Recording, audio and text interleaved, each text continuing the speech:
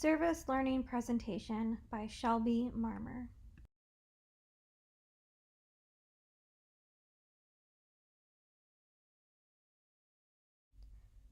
Overview of organization. Ronald McDonald House of Western New York is a non-for-profit organization.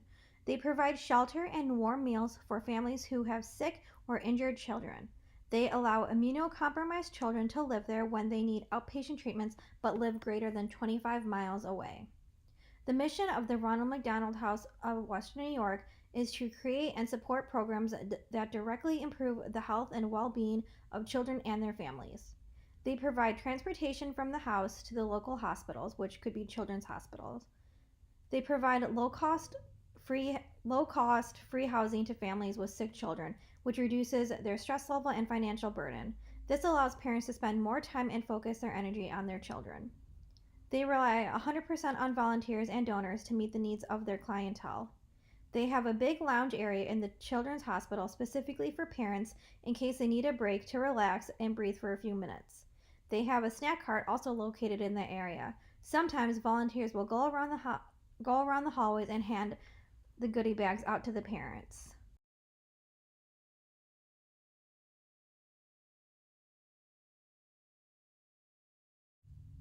Activities completed. My service learning assignment was to clean the common spaces in the house, such as the kitchen, bathrooms, living area, and basement, which has a toy room and like another living room. I also organized the food pantry and rotated all the new food donations from that week. The house can have many different families living there at one time. Communal living increases communicable diseases. Families are at higher risk of transferring diseases and illnesses when they go from the hospital and back to the house, or vice versa. Cleaning the shared common areas prevented the transmission of illnesses such as the flu.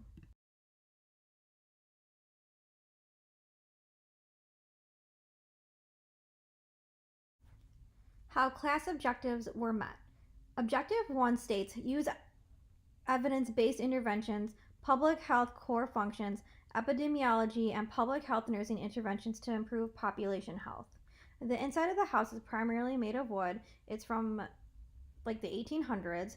Therefore, Murphy's oil soap was utilized to clean all wooden surfaces, which were the whole house. I mainly focused on areas that are frequently touched, such as the grand staircase, banisters, and tables. I also used Clorox bleach wipes and Lysol aerosol in the bathroom and the kitchen area. I also used the disinfecting wipes to clean the toys that were in the toy room.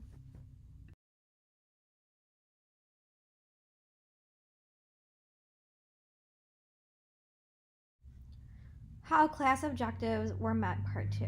Objective 5 states examine the public health system structure and role in improving healthcare costs, access, and quality for populations. The Ronald McDonald House is a charitable organization of 509A and 501c3. They rely on outside donations. I was able to talk to other volunteers and management about how they've received donations. Many come from other public and private organizations, such as McDonald's, Girl Scouts of America, and other local businesses. The rooms that are up that the families stay in, on each door it says who provided the bed and all that stuff that's inside the rooms. I'm not sure what's inside the rooms, but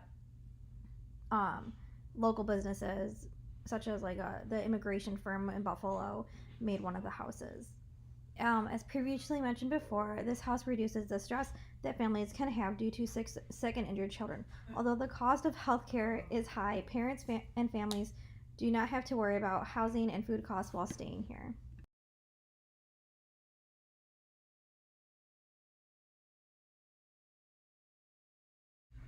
Community education. I would educate the importance of having good hand hygiene skills. It is relevant because the population includes immunocompromised children and families commuting from the hospital to the house. The hospital can have many germs, and parents and children could have the potential of transferring harmful, easily spread illnesses such as measles, flus, and RSV, or common colds, which could be detrimental to these already sick children. The house does supply little mini bottles of hand sanitizers when you first walk in, but I didn't see anyone pick those up, so I don't know if anyone's using them.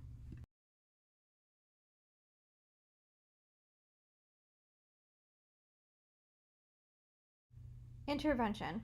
Supply hands-free hand sanitizer dispensers on the walls around the house for easy access.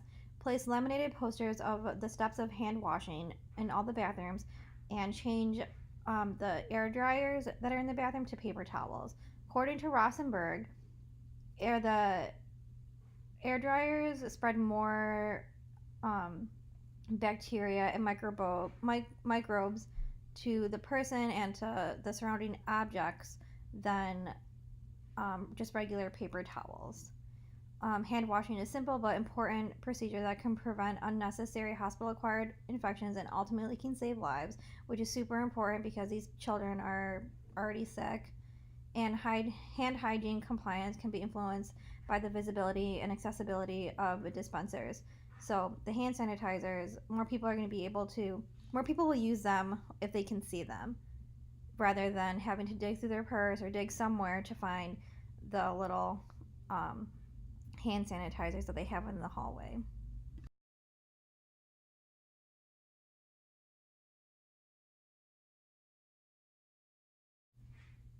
Implementation. I would talk to the director of the house, which is Lynn, and educate her on putting the hands-free hand sanitizer dispensers around the house.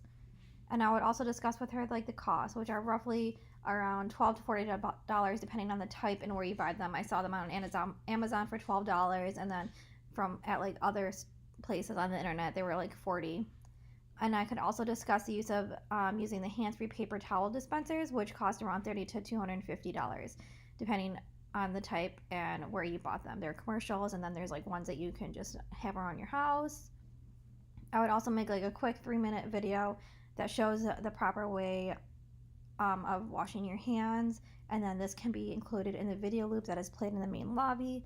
They have this huge TV that shows pictures of people donating objects, different volunteer works, different stuff they have in the summer for donations, like a walk. The video of hand washing can just be all looped in with that main video. And I can also supply the posters about hand washing. They can be printed out from the internet and then laminated at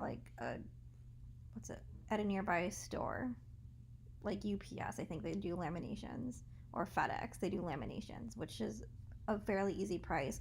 And there's only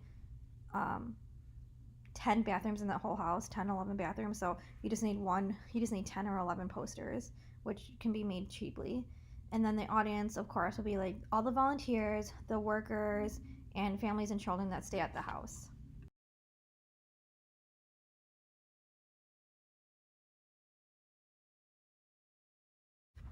Expectation versus reality.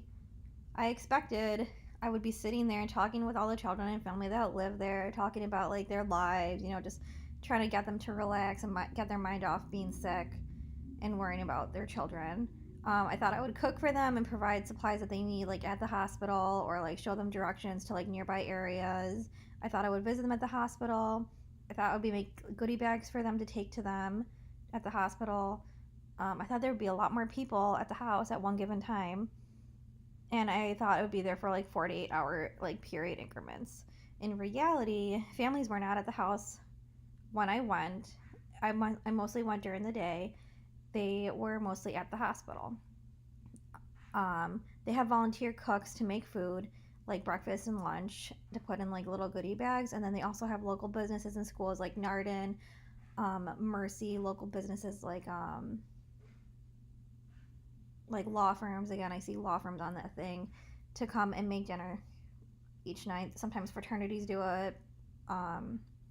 Basically, they sign up with Lynn and they bring their own food to make, so they have to buy it themselves, and then they come in and they make dinner for the whole family in the house and themselves. I was not allowed at the hospital, nor did I use the van to transport the families back and forth. I could use a van, but I didn't want to drive it. I'm not used to driving vans, so I did not use it. Sometimes there were only 1 to 2 families living there. When I first went there, there was really just one family and one kid living there, and the kid was living there because he needed outpatient treatments, and he lived like too far away. And he was living there for like a year and a half or something. Sometimes people can live there for a couple days to like 3 years.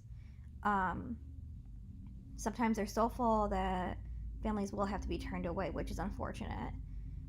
The majority of the goodie bags were already made and they were a part of donations. I saw when I was there, some Girl Scout troops brought in huge bags, huge boxes full of little mini goodie bags and a bunch of water. So those goodie bags will be part of whatever they're handed out. And I was only there for 2 to 3 hours each time. And now most of the time I was cleaning and organizing.